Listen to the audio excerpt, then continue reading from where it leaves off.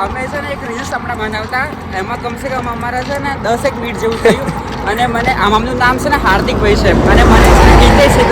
કેમ કે મારો ફ્રેન્ડ છે હિતેશ કરીને તો મને આમ હાર્દિક યાદ જ નહોતો આવતો એમ તો કમસે કમ અમે કેટલી 10 વાર શ્રી કૃષ્ણ જય દ્વારકાધીશ જય માં મોગલ મિત્રો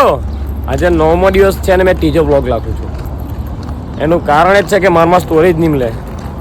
ને મારામાં જેટલું કોઈ બધું કહ્યું હતું 20 GB નું બધું યુગભાઈમાં આપણે નાખી દીધું છે ને હવે જેટલા બી દિવસ હોય કન્ટિન્યુ બ્લોગ આવશે એવું લાગે છે મને કદાચ યુગભાઈ શું કે બ્લોગ આવે કે નહીં આવે પણ યુગભાઈના બ્લોગ જોજો યુગભાઈ ડેલી નાખે છે થોડુંક યુગભાઈને સપોર્ટ કરજો સપોર્ટ એટલે કે 100-150 સબસ્ક્રાઈબર કરાવ્યો આજે હજી મારી આઈડી પર લાખ્યું નથી મારી આઈડી પર લાખવું એટલે કરી દેજો બહુ ઘણો કરી દેજો એક દિવસમાં ભાઈ યુગભાઈ બી કન્ટિન્યુ લાગ્યા બીજો શું કેમ શું કહેલું ભાઈ હાય આજે ગરમી બહુ છે ને જરાક યુગભાઈની તબિયત બગડી પડલી છે બીજું કંઈ નથી યુગભાઈ કેવું સારું છે કે હવે યુગભાઈને સારું છે એટલે ચાલતા છે પહાડી રેડીને તો બી હાર તો નહીં જ માને કેમ કે સવારથી 15 કિલોમીટર કાપી નાખ્યું 8 વાગે જેવું ચાલુ કરેલું હતું 15 કિલોમીટર તો આરામથી કાપી નાખ્યું છે હવે આપણે સાયલા જવાનું છે હજી 40 કિલોમીટર બાકી છે પણ રાત્રા 1-2 વાગ્યા સુધીમાં આરામથી પહોંચી જવું એવું લાગે છે મળીએ આપણે અગાડી શું કર્યા છે બધું બતાવું તમને હાર કરને સોરી કંઈ આવતું છે ખરું ભાઈ કોશિશ કરને વાળો તો કભી કહેવાય છે ને બસ તો ભાઈ આજે જોઈએ રાખીએ તો મિત્રો આપણે માલધારી હોટલમાં આવીને 130 રૂપિયાની ફૂલ ડિશ ખાઈ લીધી હતી અનલિમિટેડ વાળી અને ત્યાં પછી કેવી મજા કેવી હોય સોનભાઈ મસ્ત મસ્ત લાગી ખરેખર ખૂબ જ સરસ સ્વાદ લાગ્યો છે તમે પણ દ્વારકાવાળા હાઈવે જાઓ માલધારી હોટલમાં એકવાર જરૂર આવજો ખૂબ સારો સ્વાદ છે અને ઘરના જેવું ખાવાનું આપણે આપે છે બસ તમે આરામ કરવાનો વિશાળ જગ્યા છે તમે આરામ તો કરી શકો છો તો ભાઈ લીંબડિયારા હાઈવે પર અમને એક ભાઈ મળ્યો છે જેમને બોલાવીને એમ કે અહીંયા તને કંઈ આપવું એમ કે એ ભાઈ જો હાલ છે તે એમ કે એક સાઈડ પેટ્રોલ આપવું એમ કે બીજી સાઈડ ડીઝલ આપવું એમ કે પછી આપણે તો ટ્રકવાળો હોય ભાઈ હટ કર્યા કરે એ ભાઈ કાઠિયાવાડમાં આવીને મજા તો આવે એ વાત નોટિસ તો કર્યું જ છે પણ આટલો બધો સપોર્ટ મળે છે એ નહીં આગળ કરે એ ઠીક બોલો જઈ ઘટે તો જિંદગી ઘટે રે બીજું કઈ ના ઘટે રે ભાઈ ટાપ એટલો બધો લાગે પણ અમને ટાપ બી નહીં લાગે કારણ કે દ્વારકા જવાનો હરખ એટલો બધો છે ને ભાઈ હું કેમ તમને બાકી ઓકે ઠાકર કરે ઠીક બોલો જય દ્વારકાધીશ તમે જોઈ શકો છો કેટલું જોરદાર પબ્લિક છે અહીંયા મતલબ હાઈવે પર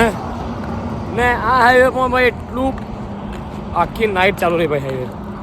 ને એવું એક જગ્યા બી નહીં બને કે ગાડી નહીં આવે એવું પણ કાલે અમે એવી સિચ્યુએશનમાં ફસાયેલા હતા કે 5 કિલોમીટરના અંદરમાં કોઈ દુકાન નહીં મળે ને કંઈ પણ નહીં ને પાણી પણ પૂરી થઈ ગયું હતું પણ બાકી દ્વારકાવાળાની ક્લિયર કહેવાય કે અમને હિંમત આપી 5 કિલોમીટર કાં પસાર કરી કે ખબર બી નહીં પડી હું કેવું સાચી વાત છે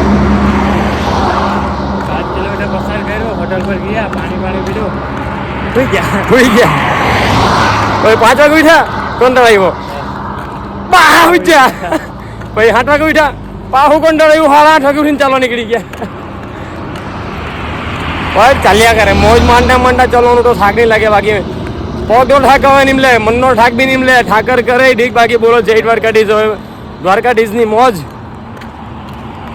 ભાઈઓ તમે વિશ્વાસ નહીં કરશો પણ હમણાં અમે 2 કિલોમીટરના અંદરમાં અમે 2 બોટલ લીધી હતી 1 લીટર વાળી અને આગળ આવ્યા એટલે પાછી 2 બોટલ લીધી ગરમી એટલી છે ને ભાઈ પાણી વગર ચાલવાનું જ નહીં મળે ને અમારા પગની હાલત તમે જોઈ શકો છો તમે પગની હાલત જોવો ને આ યુગભાઈને ચા પર પડલા છે કંઈ બોલો ઓ ચાર કરે ભાઈ ચાવા એમ શું કરે ભાઈ દ્વારકાધીશને મળો ને એટલે ચાલવા જ પડે મિત્રો ગરમી એટલી બધી છે ને કે માસ્ક પહેરવા પડે અને માસ્ક પહેરવાનું એક બીજું બી કારણ છે કે આપણે કોઈ ઓળખી નહીં રહે ને આપણે ભાઈ ઓળખી જાય પબ્લિક ભેગું થઈ જાય ને પબ્લિક ભેગું જાય શું થાય આપણે હરખું ચાલાય નહીં ને હરખું ચાલાય નહીં શું થાય દ્વારકા જલ્દી પહોંચાય નહીં અને દ્વારકા જલ્દી નહીં પહોંચાય તો હું જલ્દી ઘેર આવાય નહીં એટલે ભાઈ માસ્ક પેલું રાખવા પડે હું કહ્યું કોઈ સાચી વાત ને દ્વારકાથી આવીને તમારે ભાઈ બીજે કઈ ટ્રીપ પર જવાનું છે ભાઈના પેન્ડિંગ પેન્ડિંગ નાવ જર્ની લોડિંગ અને ભાઈ હવે ડ્રેમ જર્ની રહે ડ્રેમ એકદમ વિચાર્યા વગરનું ને આ તો કોઈની કોપી નહીં થઈ એ વસ્તુ કોઈની કોપી નહીં થાય ભાઈ એ જ્યારે ઇન્ટરનેશનલ હોઈ શકે ટ્રીપ પણ હવે પૈસાનું સેટિંગ થાય તો બાકી ઠાકર કરે તો જવા હે બાકી જવા હે લે જોવા હે લે મોડું ખોલે બોલું જવા એટલે જવા જવા હે કદાચ યુગભાઈ સાથે આવશે બાકી બાકી આ ટ્રીપ એકદમ વિચાર્યા વગરની રહેશે નક્કી કર્યું કે અને આ ટ્રીપ આખા વલસાડમાં કોઈએ નહીં કરેલી હશે પણ અમારે જેવી મોજ સાથે નહીં કરેલી હશે અમારે મોજ બી કરશું ને તમને મોજ પણ કરાવશું અરે સર મિત્રો હમણાં વાગવા આવ્યા છે 4:30 અને અમારી સાથે જોડાઈ ગયા છે ગોપુભાઈ અને રઘુભાઈ જે મહીસાગરથી ગોપુભાઈ મહીસાગરથી અને રઘુભાઈ દેવગઢ વાડિયાથી સાયકલ યાત્રા દ્વારકા સુધી કરે છે અને હવે પદયાત્રા કરી રહ્યા છે હાર્દિક ગોપુભાઈ છે ને એકદમ ડાઉન ટુ અર્થ માણસ છે ભાઈ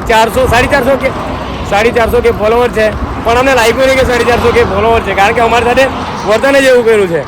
કે અમુકને અમે છે ને એક રીલ્સ હમણાં બનાવતા એમાં કમસે કમ અમારા છે ને 10 મિનિટ જેવું થયું અને મને આમનું નામ છે ને હાર્દિકભાઈ છે અને મને છે ને હિતેશ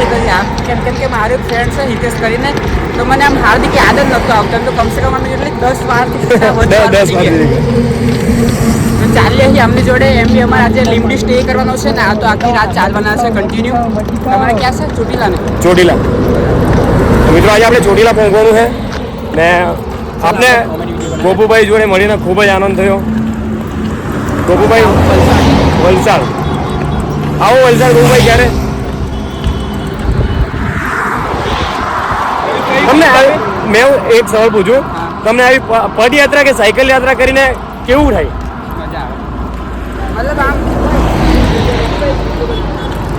મતલબ કે મારું ડ્રીમ હતું આમ બધું ટ્રેવલ કરવાનું એમ હા પછી મારી ફર્સ્ટ યાત્રા આવીને હું અને દ્વારકા આવેલો ચાલતો હા. હું દ્વારકા ચાલતો આવ્યો એવા મારા 10 કે થયા હતા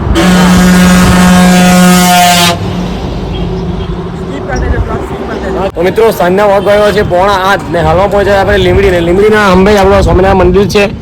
અને ત્યાં સામે એને પાસે આપણે પાણીપુરી ખાવાના છે યુગભાઈ બોલો બે શબ્દ બસ ભાઈ કેટલા દાડે પાણીપુરી નહીં ખાઈ આજે ખાવું હોય ભાઈ 3 દિવસથી પાણીપુરી દેખાય છે પણ પાણીપુરી વાળા પાસે જાય તો પૂરી થઈ ગઈ એમ જ કહે છે તો આજે ફાઇનલી આપણે મળી ગયા છે શ્રી દેવ પાણીપુરી અહીંયાથી આપણે પાણીપુરી ખાશું ને પછી આપણે ક્યાં નીકળશું ક્યાં જવાના છે ઘેરે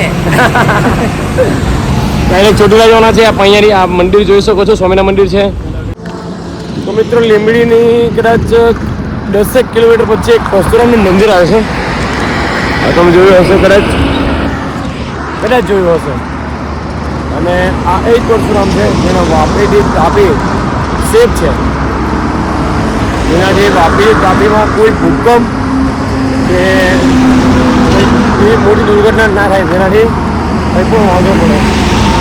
અને તેનાથી પરશુરામે આ સાચવીને રાખ્યું છે તો ભાઈ કંઈક કહેશો બે શબ્દો અને બીજી વાત જોઈ ચાલો બાજુરાની અંદર જવાનું બોલાવવાનું છે પરશુરામજીનો બોલાવવાનો છે એવો સમજાય તો મિત્રો આજે આપણે લીંબડીના આગળ પરશુરામ મંદિરમાં આપણે રોકાઈ જવાના છે આ તમે જોયું છે અહીંયા કાલે આપણે 100 કિલોમીટર કાપવાનું છે એ માટે આજે આપણે જલ્દી રેસ લઈ લીધો છે અને આજે આપણે મસ્ત રીતે અહીંયા આપણે રહી જવાના છે હવે ખબર નહીં રોકાવા દે કે ના રોકાવા દે તો પૂછી લઈએ આપણે બાકી જય પરશુરામ તમે જોઈ શકો છો મંદિર ભાઈઓ આગળ વધે એવું પરશુરામ ધામ આપણે રોકાઈ ગયા છે ને ત્યાં રૂમની સુવિધા એટલી જોરદાર છે ને હા હોટલ જેવી જ લાગે ને સોનભાઈ આપણા ભાઈ કીધું છે કે મસ્ત